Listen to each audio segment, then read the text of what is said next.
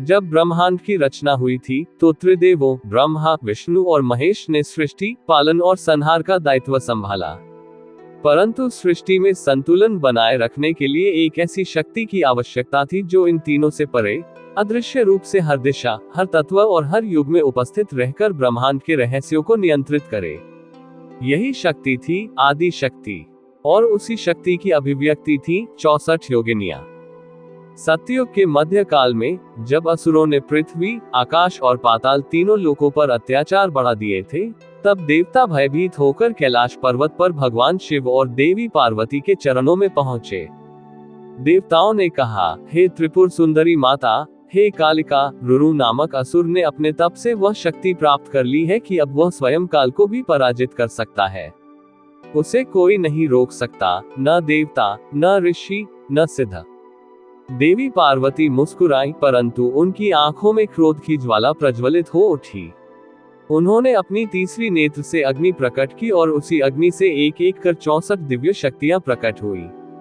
हर शक्ति एक अलग रूप में, कभी भयंकर, कभी कोमल, कभी चंचला, तो कभी स्थिर। देवी ने कहा, ये हैं मेरी योगिनियां। ये न तो पूर्ण रूप से देवी हैं, न ही राक्षसी। ये तत्व, दिशा, काल और शक्ति की सीमाओं के परे है। ये मेरे इच्छानुसार किसी को जन्म दे सकती है और पल में संहार भी कर सकती है। आइए सुनते हैं वह चमत्कारिक कथा जहां अजेय रुरु असुर के अहंकार को चुनौती देने उतरी रहस्यमयी 64 योगिनियां। एक ऐसी कहानी जहां युद्ध केवल शक्ति का नहीं बल्कि दिव्य रहस्यों का भी था। प्राचीन समय में जब संसार का संतुलन देवताओं के हाथों से फिसलने लगा था, तब असुर कुल में रुरु नाम का एक योद्धा जन्मा। बचपन से ही वह असाधारण बलशाली था और युद्ध कला में अद्वितीय। ज्यों-ज्यों वह बड़ा हुआ, देवताओं के प्रति उसके मन में घोर वैर बढ़ता गया। वह मानता था कि देवता अन्यायपूर्वक स्वर्ग पर अधिकार जमाए बैठे हैं। यही द्वेष उसे तप की अग्नि तक ले गया। रुरु ने कठिन तपस्या आरंभ की। वर्षों तक उसने न भोजन किया, न जल ग्रहण किया। स्थिर बैठा, वह केवल एक ही संकल्प दोहराता, मुझे ऐसी अमरता मिले कि मृत्यु मेरे निकट भी न आ सके। उसके तप से त्रिलोक विचलित हो उठा। अंत में ब्रह्मा उसके समक्ष प्रकट हुए। ब्रह्मा ने उससे वर मांगने को कहा। रुरु बोला, हे सृष्टिकर्ता, मुझे ऐसा वरदान दीजिए कि देवता, मनुष्य और असुर कोई भी जीव मुझे मार न सके। शस्त्र चाहे कितने भी प्रचंड हो, वे मेरा अंत न कर पाए। मैं सामान्य मृत्यु से सदा के लिए मुक्त रहूं।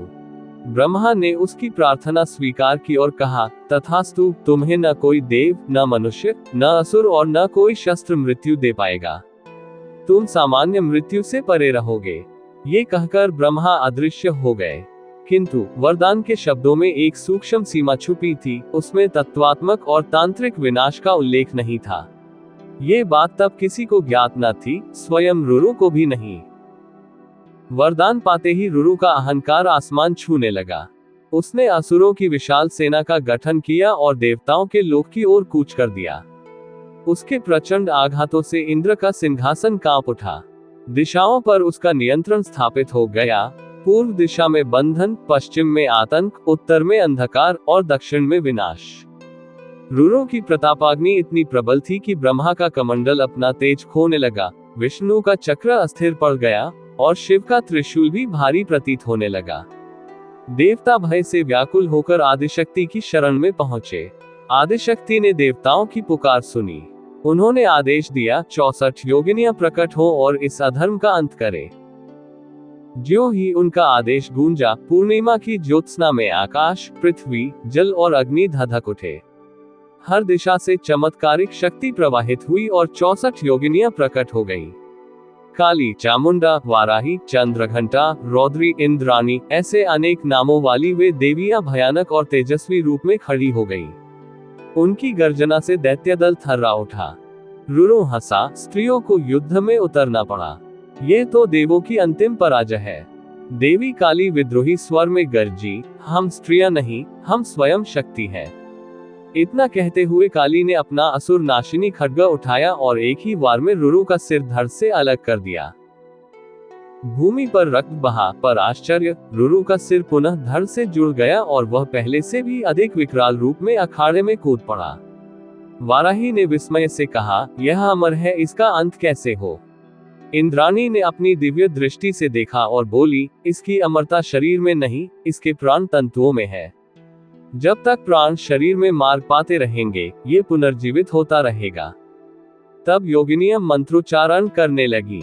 वे तांत्रिक चक्र में घूमने लगी। उत्तर से शीतल वायु का बंधन, दक्षिण से अग्नि का आवरण, पूर्व से विद्युत का नियंत्रण और पश्चिम से जल का घेरा। वे चारों दिशाओं से उसके जीवन सूत्रों को जकड़ने लगी। रूरो का शरीर स्थिर हो गया। अब वह सिर कटने के बाद प्राण नहीं पा सकता था। काली ने पुनः खड्ग उठाया और एक ही प्रहार में उसका सिर काट दिया। इस बार सिर गिरा और धड़ निश्चल रहा। उसकी आंखों में भय उतर आया। अब सभी योगिनियां एक दूसरे का हाथ थामकर एक अग्नि चक्र में समा गई। उनकी संयुक्त शक्ति एक दिव्य ज्वाला बन उठी।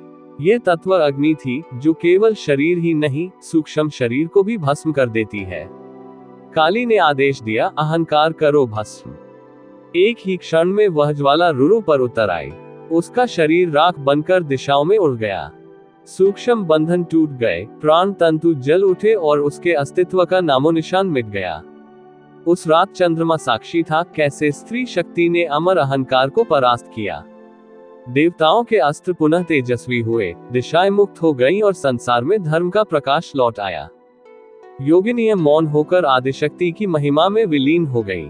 देवों ने प्रणाम किया, जय मां शक्ति, जय 64 योगिनी।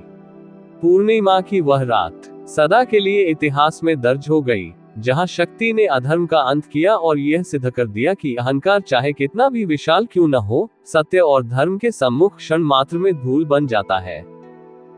प्राण तंतु क्या है?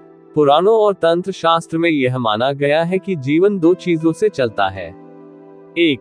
भौतिक शरीर। 2. प्राण या जीवन ऊर्जा। जब किसी का सिर कटता है तो प्राण शरीर में वापस नहीं आ पाते और व्यक्ति मर जाता है।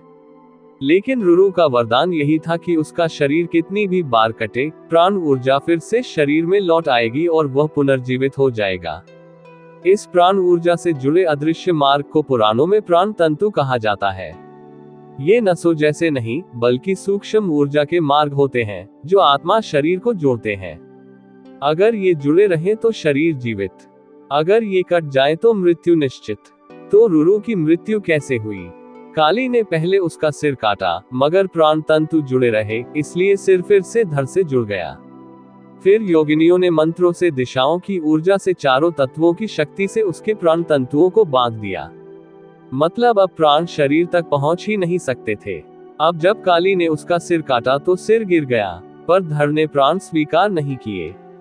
फिर योगिनियों ने तत्व अग्नि से उसका शरीर भी भस्म कर दिया और प्राण तंतु भी जल गए। अब न शरीर बचा न प्राण बंधन, इसलिए उसका अस्तित्व मिट गया। विजय के बाद देवी ने कहा, हे मेरी शक्तियां, तुमने आज ब्रह्मांड का संतुलन पुनः स्थापित किया है। अब से तुम मेरी प्रतिनिधि बनकर इस सृष्टि में रहोगी। तुम्हारी पूजा वही करेगा जो संयम, ब्रह्मचर्य और आत्मज्ञान रखता है। देवी ने आदेश दिया कि योगिनियां गोल मंदिरों में रहेंगी, जहां उनका मुख भीतर की ओर होगा, ताकि उनका बल केंद्र में एकत्र हो। वहां बीच में भैरव होंगे, जो योगिनियों के स्वामी और रक्षक कहलाएंगे। तब अनेक ऋषियों, सिद्धों और तांत्रिकों ने योगिनी साधना के लिए विशेष मंदिरों का निर्माण किया, जैसे मितावली, मुरैना, मध्य प्रदेश, जहां कहा जाता है कि योगिनियों को अंतरिक्ष यात्रा की विद्या प्राप्त थी। हीरापुर, उड़ीसा, जहां योगिनियां रात के समय अब भी घूमती हैं, ऐसा विश्वास है। खजुराहो, जहां योगिनियां काम, क्रोध, मोह और मोक्ष चारों मार्गों को सिखाती हैं। इन मंदिरों का आकार गोल होता है ताकि उनकी शक्ति एक वृत्त में प्रवाहित होती रहे। देवी ने कहा, ये साधना शक्तिशाली है परंतु घातक भी। जो इसे सिद्ध करेगा वो दृष्टि, गति, आकाशगमन, मन नियंत्रण जैसे दिव्य गुण प्राप्त करेगा। लेकिन जो छल, वासना या अधर्म से इसे करेगा, उसकी आत्मा कभी मुक्ति नहीं पाएगी। इसीलिए इन मंदिरों के बारे में कहा जाता है कि रात्रि में कोई यहाँ न रुके, क्योंकि योगिनियां केवल चुने हुए साधकों को दर्शन देती है। जो बिना अनुमति अनुष्ठान करे, वह या तो पागल हो जाता है या फिर अदृश्य शक्तियों का ग्रास बन जाता है। 64 योगिनी न तो केवल देवी हैं, न ही केवल राक्षसों की संहारक। वे हैं शुद्ध ऊर्जा, तांत्रिक चेतना और आदि शक्ति के रूप, जो इस सृष्टि के हर सूक्ष्म और स्थूल तत्व को संतुलित करती है।